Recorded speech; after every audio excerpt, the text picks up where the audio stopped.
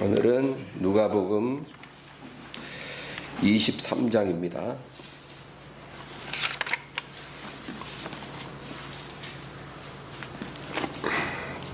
누가복음 23장 39절부터 43절, 39절에서 43절 다 같이 읽습니다. 달린 행악자 중 하나는 비방하여 이르되 내가 그리스도가 아니냐 너와 우리를 구원하라 하되, 하나는 그 사람을 꾸짖어 이르되 네가 동일한 정죄를 받고서도 하나님을 두려워하지 아니하느냐. 우리는 우리가 행한 일에 상당한 보응을 받는 것이니 이에 당연하거니와 이 사람이 행한 것은 옳지 않은 것이 없느니라 하고, 이르되 예수여 당신의 나라에 임하실 때 나를 기억하소서 하니, 예수께서 이르시되 내가 진실로 나와 함께 낙원에 있으리라 하시니라. 아멘.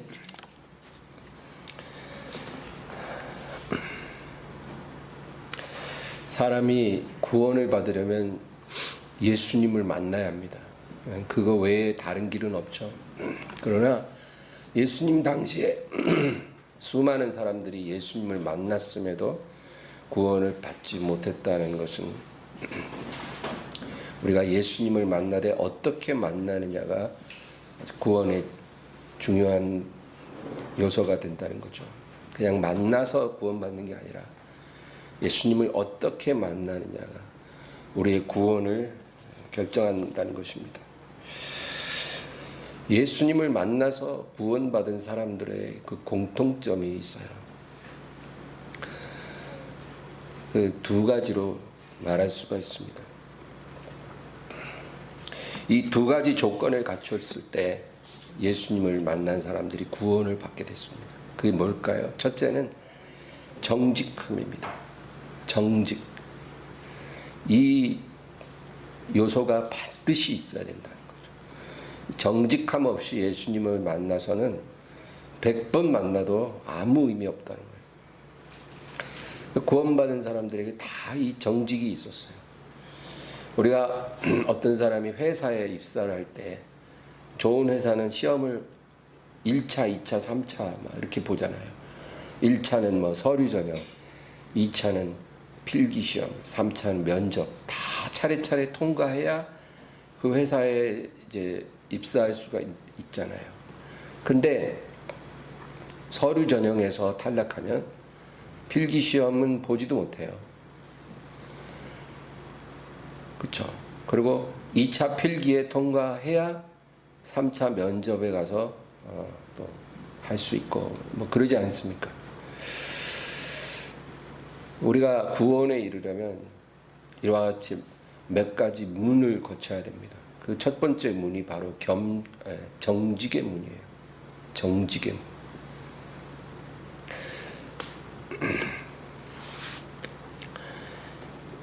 우리가 의롭지 않아도, 거룩하지 않아도 정직할 수는 있어요. 그렇죠? 거룩한 사람은 못 되더라도 정직한 사람은 될 수 있잖아요. 학교에서 학생들이 여러 가지 잘못을 저지를 수 있어요. 제가 어릴 때, 초등학교 다닐 때 뭐 하루라도 사고를 안 치는 날이 없었어요. 근데 문제는 이제 선생님 앞에서 정직해야 된다는 거죠. 그러면 그냥 손바닥 한 대 맞고 끝나요. 근데 정직하지 않으면 이제 문제가 커지는 거예요. 우리가 정직한 사람이 되는 게 무엇보다도 중요합니다. 구원에 이르려면 제일 첫 번째 통과해야 될 문이 정직이에요. 오늘 우리가 읽은 이 우편 강도 보세요. 이 우편 강도 평생에 죄만 짓다가 사형당하는 사람이에요. 거룩한 사람 아니에요. 그런데 이 사람은 구원받았어요. 왜? 정직했거든. 오늘 말씀에 보면 우리는 우리가 행한 일에 상당한 보응을 받는 것이니 이에 당연하거니와, 41절에요. 이 사람이 행한 것은 옳지 않은 것이 없느니라.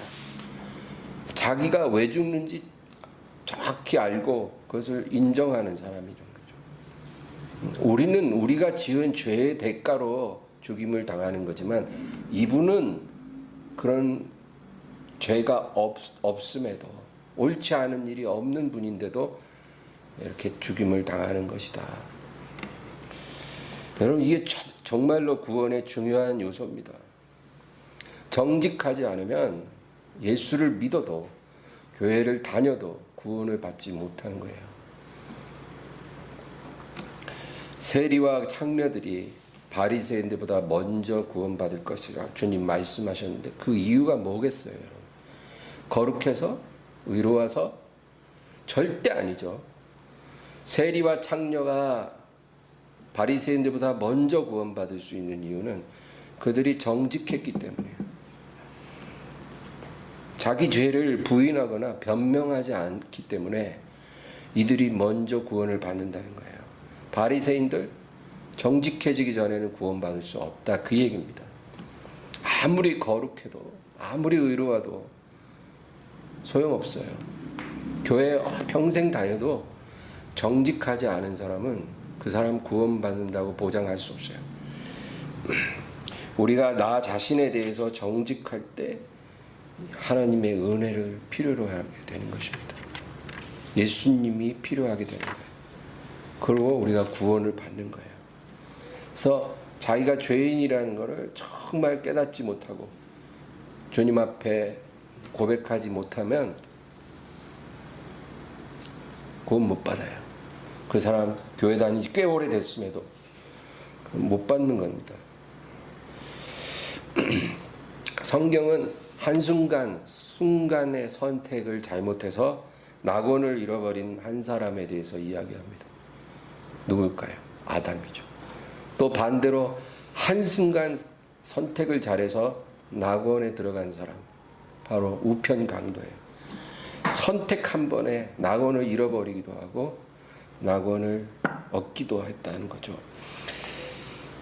여러분, 이 아담의 문제는 뭘까요? 아담은 하나님의 불순종하기도 했지만 아담이 더 큰 문제는 그가 정직하지 않았기 때문에 변명했다는 거예요.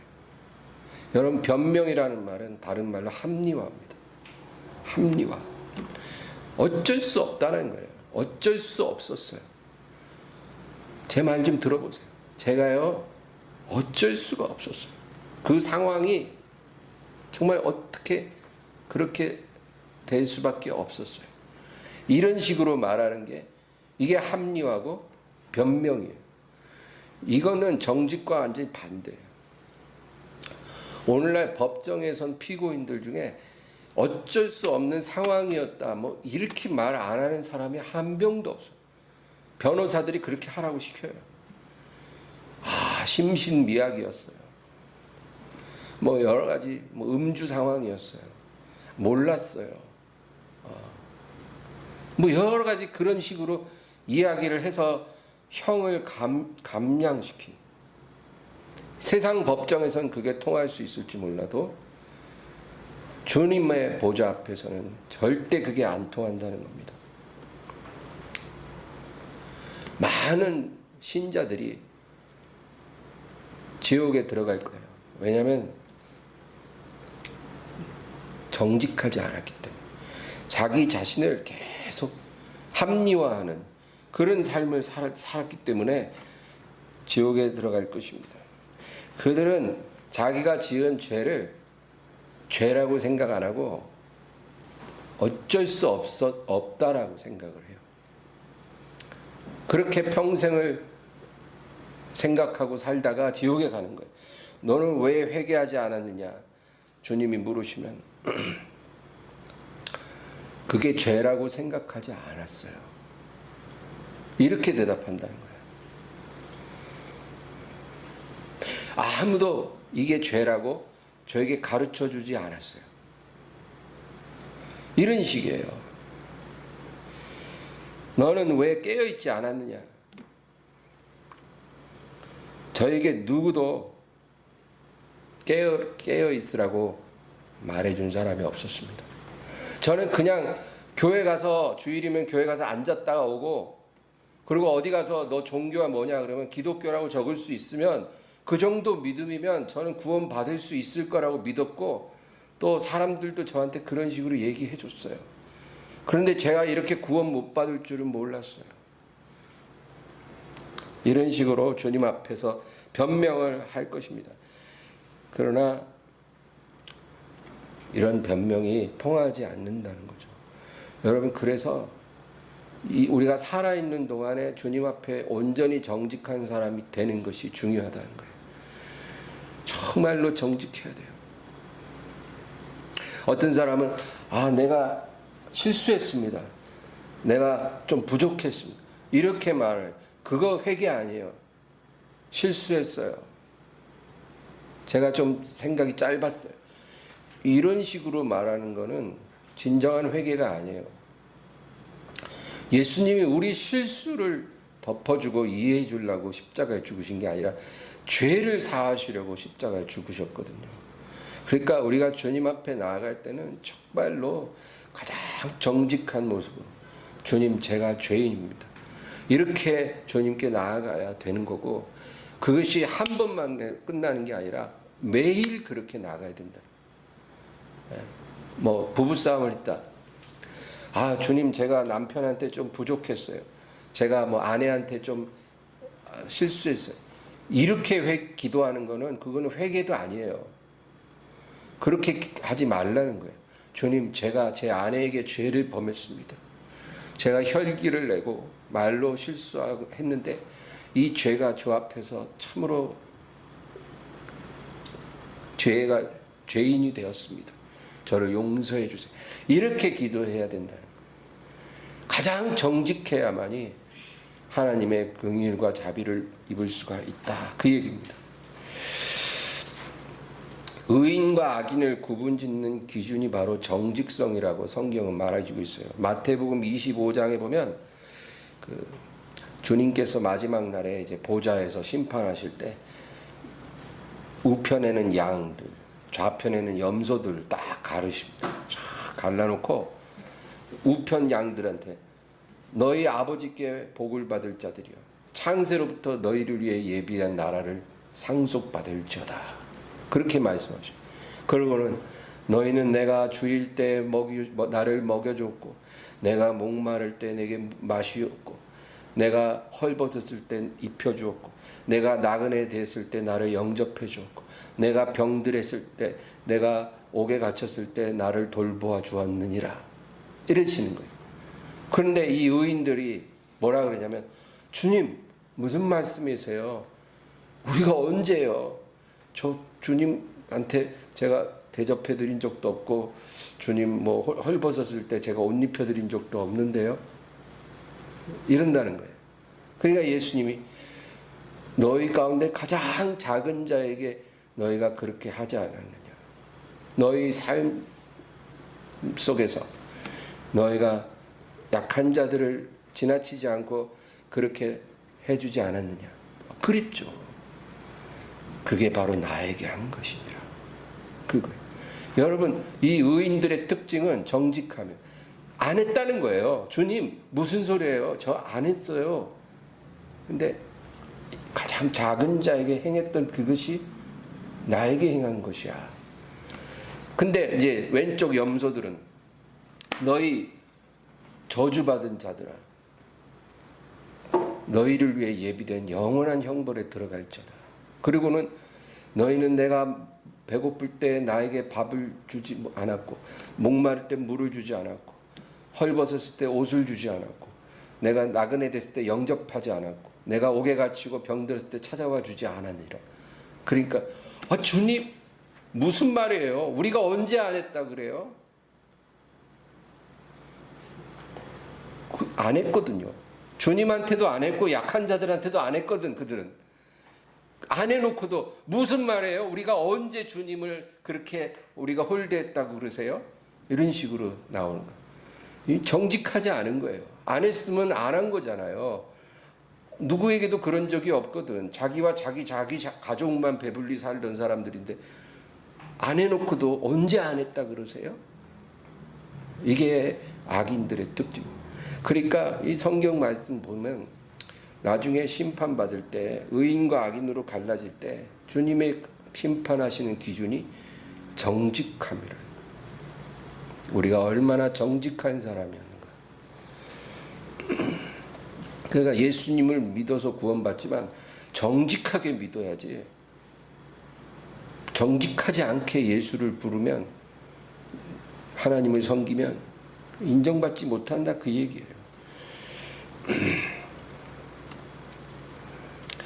그러므로 지금 만약에 살 수 있는 시간이 몇 시간밖에 안 남은 그런 사람이 있다면 그가 해야 할 일이 뭘까요?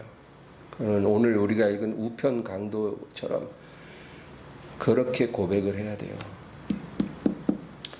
정직하게, 주님, 저는 100번 지옥에 떨어져야 마땅한 죄인이지만 주님만이 제 죄를 씻으실 권능이 있사오니 저를 용서해 주시고 주의 이름으로 저를 구원해 주옵소서. 이렇게 고백해야 돼요. 다른 얘기하면 안 돼요. 마지막 순간에 하나님 앞에 정직하면 구원받을 수 있다는 거예요. 평생 교회를 다니고 왔다 갔다 하고 이런 사람도 정직하지 않게 살다 죽으면 지옥에 떨어지는데, 마지막 순간에라도 주님 앞에 정직. 근데 회개를 잘못하는 사람들은, 아, 주님, 제가 실수를 참 많이 했어요. 제가 참 부족한 인생이었습니다. 참 부끄럽지만 나름 최선을 다하며 살았던 인생이었네요. 이런 식으로 말하면 그건 회개도 아니고 아무것도 아니에요. 주님, 저는 100번 지옥에 떨어질 죄인이오나 주님만이 저를 정결케 해 주실 수 있사오니 이 시간 저를 용서해 주시옵소서. 이렇게 분명하게 하나님께 나아가야 된다는 거죠. 또 한 가지 우리가 필요한 것은 겸손입니다. 마태복음 19장, 마가복음 10장, 누가복음 18장. 여러분, 복음서에 4번 다 기록된 사건들이 몇 개 있고 또 3번 기록된 사건이 있어요. 이런 것들은 굉장히 중요하다는 거예요. 성령께서 이것을 강조하십니다. 근데 이 사건 뭐냐면, 한 부자 청년이 예수님을 찾아와요. 내가 어떻게 하면 영생을 얻으리이까? 율법을 지키라. 내 부모를 공경하고 간음하지 말고 살인하지 말고 도둑질하지 말고 계명을 지키라. 주님, 제가 어릴 때부터 이 계명을 잘 지켜왔나이다. 근데 여러분, 이 사람은 굉장히 정직했어요. 왜냐하면 성경에 예수님이 이 청년을 사랑하사 이랬거든요. 그러니까 이 청년이 적어도 거짓말한 게 아니라는 거예요. 정직하게 제가 이런 것을 열심히 지키고 살아왔습니다. 그렇게 말했다. 그런데 예수님 뭐라 하냐면, 너에게 한 가지 부족한 것이 있다. 뭔가요?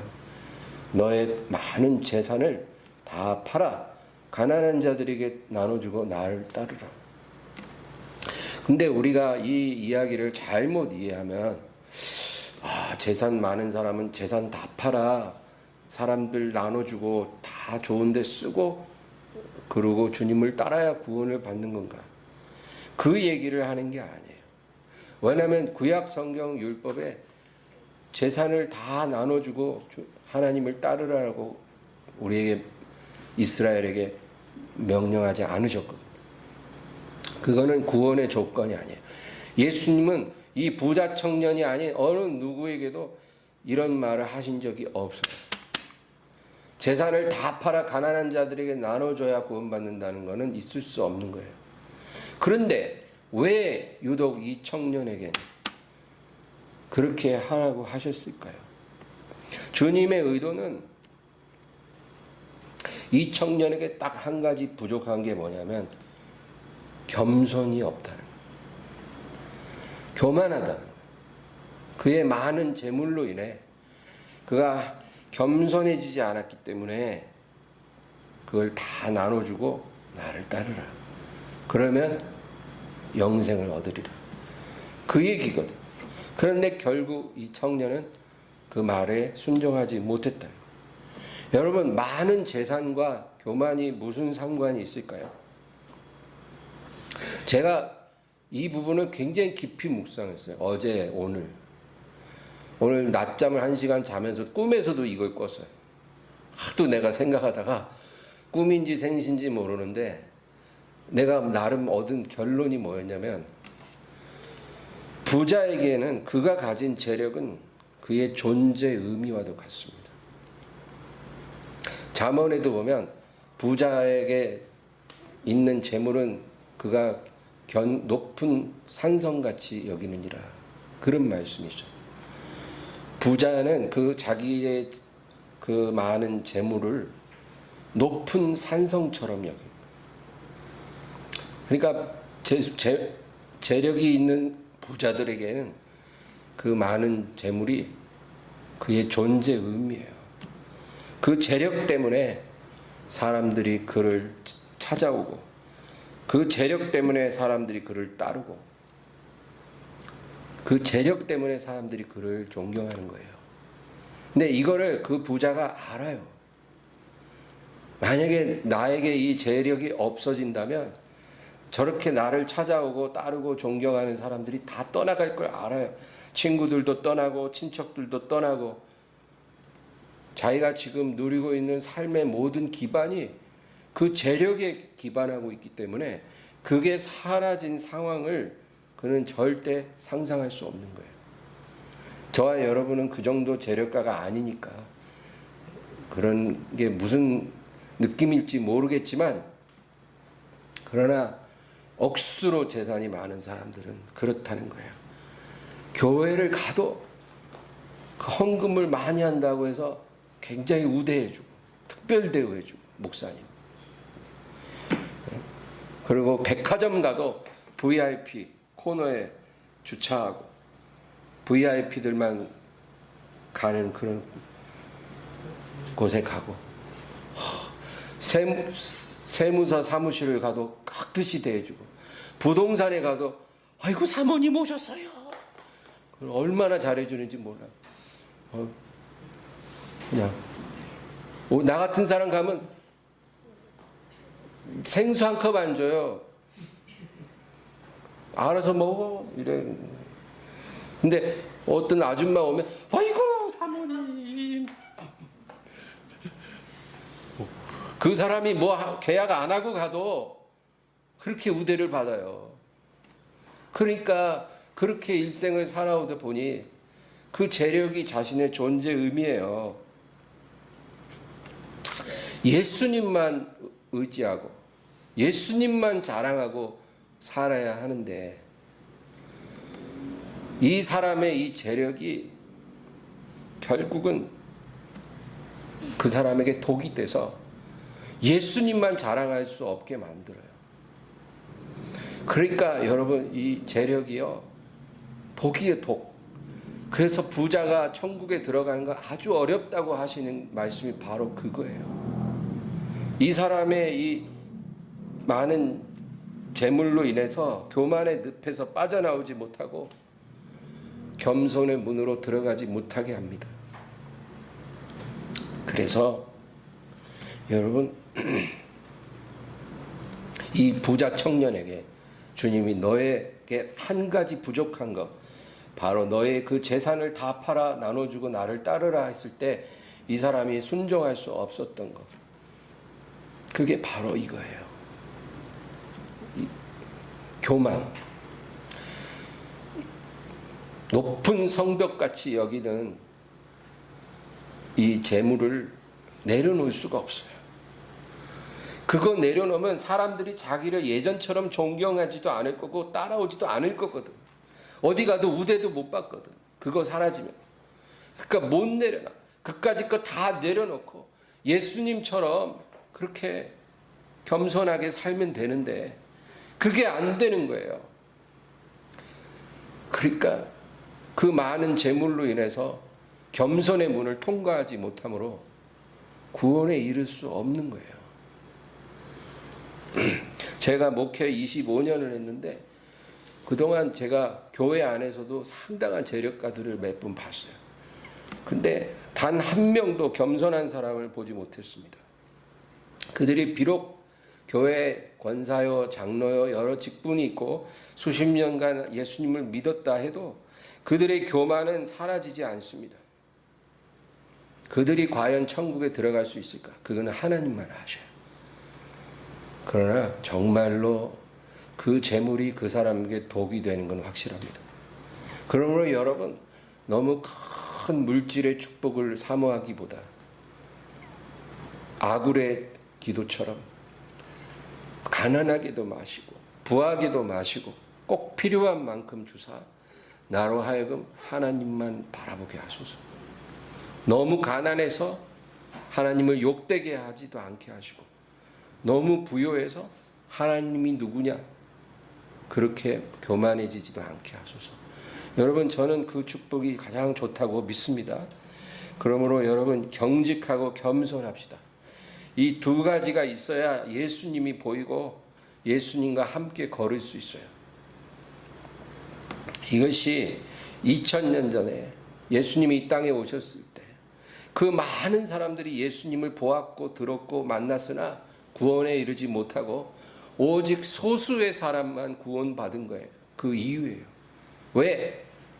겸손하고 정직해야 되거든요. 근데 예수님을 보면서도 들으면서도 가까이 만나면서도 정직해지지 않고 겸손해지지 않으니까 구원을 못 받았던 거예요. 근데 그 2000년 전에 그런 상황이 지금은 없을까요? 지금도 여러분 교회 동네마다 다 있잖아요. 얼마나 믿는 사람이 많아요. 그런데도 불구하고 주님 앞에 구원에 이르는 사람들은 그만큼 되지 않아요. 왜 그럴까요? 정직과 겸손이 결핍된 사람들은 구원에 이르지 못하는 거예요. 제가 성경에 있는 얘기를 하고 있습니다. 그러므로 오늘 저와 여러분들은 정말로 정직과 겸손 가운데 주님과 함께 걸을 수 있도록 주님 축복하소서. 제 마음의 정직함이 사라지지 않게 해주시고 겸손함이 이루어지지 않게 하옵소서. 우편 강도처럼 정직하게 하시고 그리고 그 부자 청년처럼 겸손을 잃어버린 어리석은 자가 되지 않게 하소서. 오늘 그것을 가지고 우리 주님 앞에 기도하기를 원합니다. 주여 한번 부르고 기도합니다. 주여